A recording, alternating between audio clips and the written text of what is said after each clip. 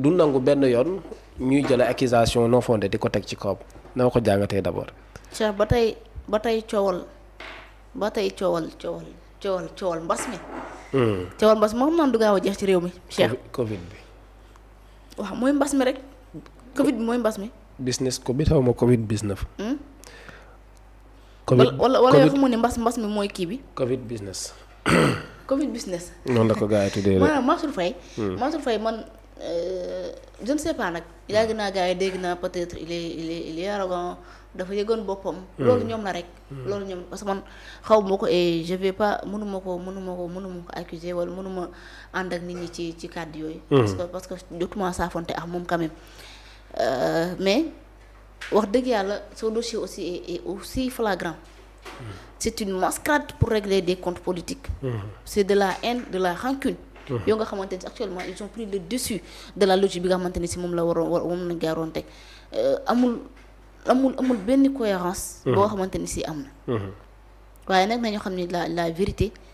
finit toujours par éclater waaw la vérité finit toujours par éclater là il faut le dire parce que man tamit je ne peux pas mënumaa d'accord koo xamante ni say Aminata Assome Diatta moom mi nekkoon ministre du commerce jamono jooju noonu génn seetal Mansour Faye que ni ñoom Mansour Faye amul woon accès pour valider quoi que ce soit wala débloquer quoi que ce soit tey ji ñu taxaw ñu ni Mansour Faye moom moo lubal 2 et quelques milliards dama moo nekk mbirum ceeb loolu wax dëgg yàlla warta mënuma ko d'accord en plus jusqu'à preuve du contraire yow foo gisee bu ne am na benn rapport bu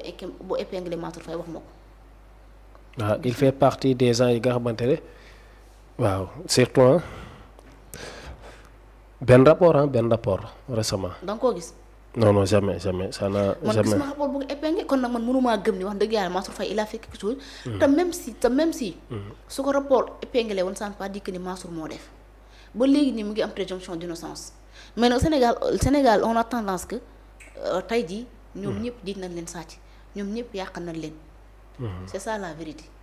l'aile radicale la comme ni ma koy waxee yàq nañ Mansour Faye ba instant bi même ñun suñu maire sax dañ naan nii ay sàcc lañ dañ leen a war a tëj dañoo yàq réew bi dañoo dilapider sans preuve aucune sans aucune preuve et là c'est une honte de la démocratie c'est une honte pour un état de droit comme le Sénégal waruñu toll foofu noonu waruñu war a toll fu ñu jiiñe nit te def dara ba léegi ni Mansour Faye il est innocent pour le moment parce que amagul benn condamnation imagine toi 2 et quelques milliards nga jiñ ko nit ngay danga ko daf koo lekk nga tëj ko plus de 4 mois voire 5 mois ba léegi ni amagul preuve ni moom moo ko sàcc te Mansour Faye moom moo nekkoon yaakaar naa ministre développement communautaire des industries bu ma jumoon ci wàll woowu alors wàllum Covid wàllum masque am na fi wàllum santé am na fi wàllum gant am na fi tenue yu daal sol am na fi wàllum oxygène am na fi lépp am na fi alors dans tout ça Cheikh où est le ministère de la santé il n'est pas inquiet du tout où est Diouf Sarr qui était au cœur de coowal mbas mi fu mu féete pourquoi Diouf Sarr est-ce que Diouf Sarr est intouchable il faut nous dire la vérité sur ça peut-être il a ministre bi ko wutu Marie Khemesse Ngom anamu kenn déggatu ko fenn elle n'est pas inquiète da nga am ay soupçons ci ñoom wala c'est un peu nuisible ou bien non man je dis que c'est un peu louche et leur mutisme est intriguant le mutisme du ministère de la santé ci wàllu wi est trop intriguant il faut nous dire la vérité lan moo xew ci mbir mi est-ce que ñoom dañoo ànd ci dañoo dem ci suuf pour ànd ak le mouvement présidentiel je confirme pas mais c'est juste une question que je demande est-ce que ñoom dañoo dem ànd ak la mouvance présidentielle suuf sa yëguñu ko ou pas dañoo def transhumance ou pas yëgu xaw ma ci dara c'est juste une question que je me demande ku ci am ay leeral na ba ma leeralee mu jël parce que xaw ma mais tamit seenu kell jaaxal na ma pourquoi ils ne sont pas inquiets ci li nga xamante ni si moom moo nekk di am lu tax ñu jël Mansour tëj ko ci kase bàyyi ñeneen ñi parce que foo Mansour pikiroo Diouf Sarr dafa war a naane ay doom lii mooy dëgg parce que c'est la même maladie pandémie mais c'est le même dossier Covid-19 la ñii ceeb la mais ñi ñoo géré woon yeneen mbir mi te yow ministre du commerce toog seetal ko wax lu leer naññi yow nga jàpp Mansour tëj ci kaso bi wala ñoom dañoo yàq wala ñoom Mansour wala popularité bi Mansour Faye am daf leen tiital mais il faut savoir affronter les hommes politiques mais nag comme en politique au Sénégal li ma la wax sànq képp koo xamante ni si jàpp nga ne war na laa mën a yàqal foog nga faqastal ko il faut diviser pour pouvoir mieux régner. loolu moo nekk li nga xamante ni si moom la ñeneen ñi def. te loolu noonu war naa jeex waruñu mën a toll foofu te Mansour Faye wax dëgg yàlla warta mën a tiital gars yi nekk foofu noonu Saint-Louis kii fa la nekk seen allée bi fa la nekk. kookan na nu mu tuddati sax Mary Teuw Niane. fa la nekk. ki doon kalaasante ak Diomaye. oui. Mary Teuw Niane fa la nekk kon waruñu mën a. Mansour Faye waru leen a mën a tiital. ok nañ ko bàyyi mu dem ñibbi ce dossier là vraiment gisuma ci loo xam ne man jàpp te nag bu ñu réglé coowal mbës mi. coowal mbas mi bu ñu ko réglé. dañoo war a réglé waale coowal mbës mi. ok léegi de ce fait Mansour Faye devrait être honoré mais il est désarçonné quoi maanaam dañ ko weng mu daanu léegi de ce fait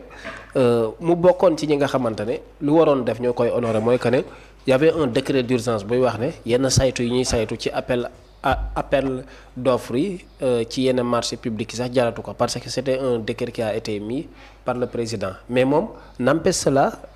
dafa jëloon procédure normale bi moom kese la woon parmi d'autant de ministres est-ce que waruñ ko woon honorer def ko un cas d'exemple au lieu que ñu yegg ci moom pour ñeneen ñiy ñëw après ñu jël même yoonam même bu leen décret maye benn mbir ñu jaarale yoon.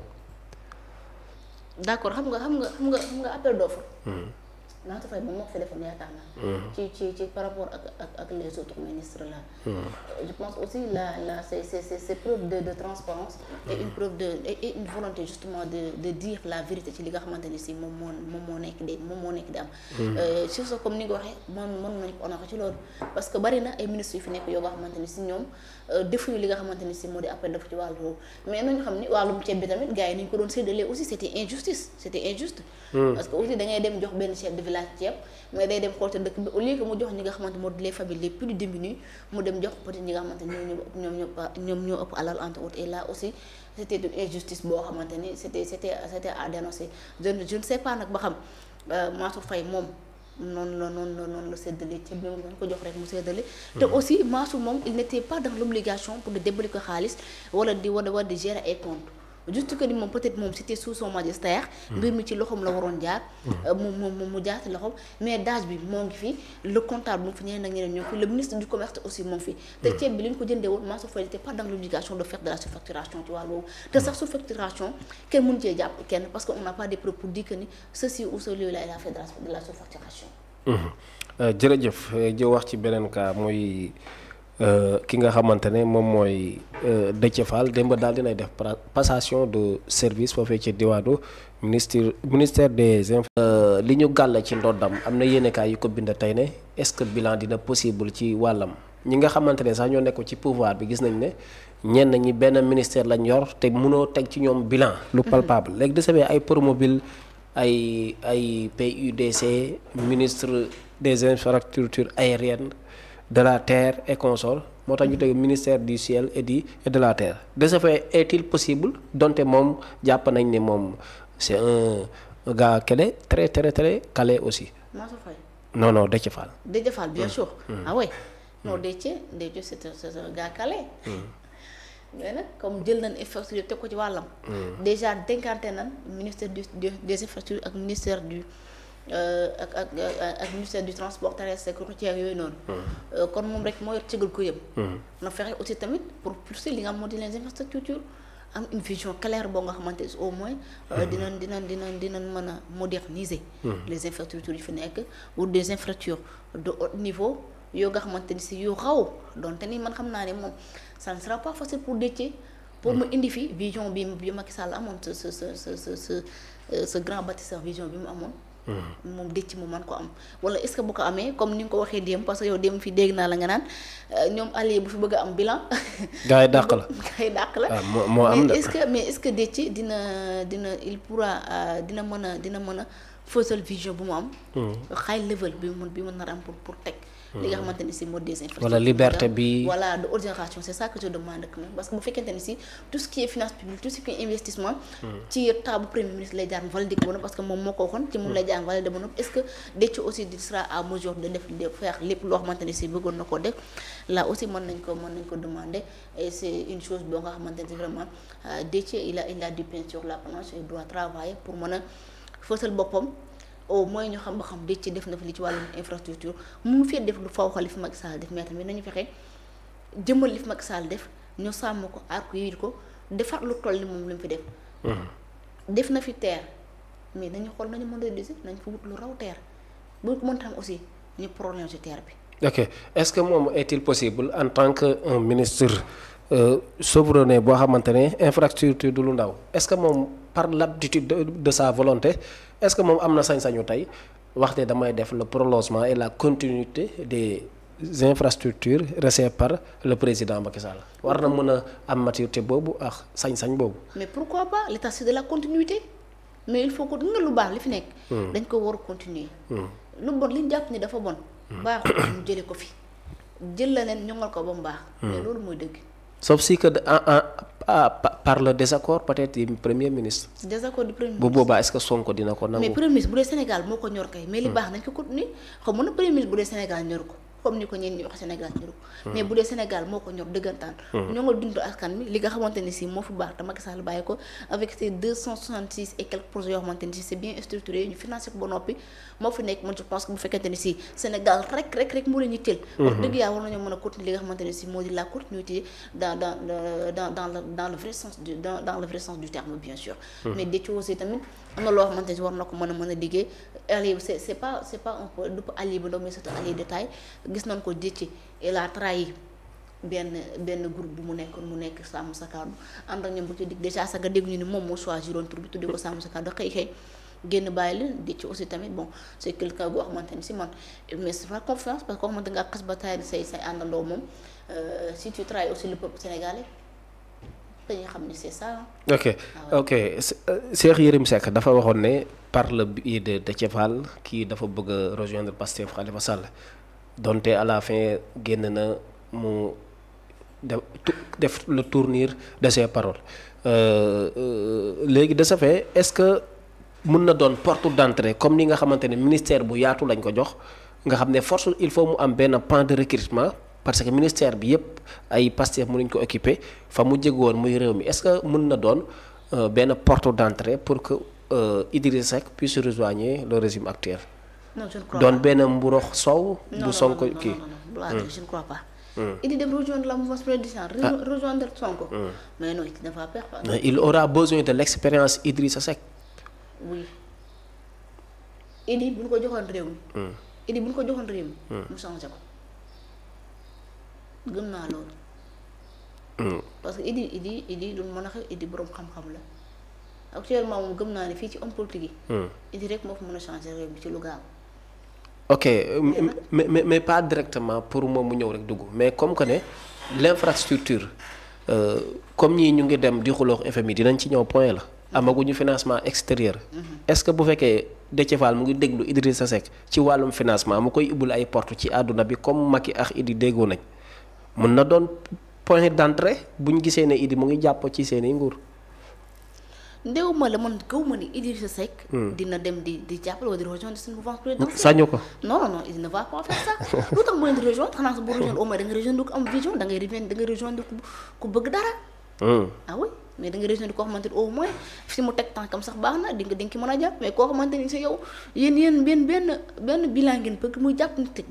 maanaam ñoom bu leen leeroon ni sax Idi def na dara mais ku leen bàyyi ñu colomotif Idi ci les santé de Thiès là bu ko Macky Sall gracier wul. waaye kan moo wax ni kon duñ ko colomotif ci loolu bu jàpp ko tëj ko on sait jamais fii ni il tire sur tout ce qui bouge képp ku fi yor dala fii boo fi amee benn compte bu 200 000 sax il va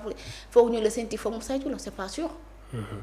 dëkk bi waratul même les anciens hommes politiques là. mais nañ def ndànk un jour mënuñoo xëy dal seen kaw vu que ñu fi tuddee woon ay ñoom Aminata Mbengue Ndiaye ay ñoom Moustapha Niasse des hommes politiques mënuñoo xëy tegal leen ay dossiers nous on sait jamais dëkk bi moom actuellement tout est possible il faut faire très attention ci li nga xamante ni si moom mooy xew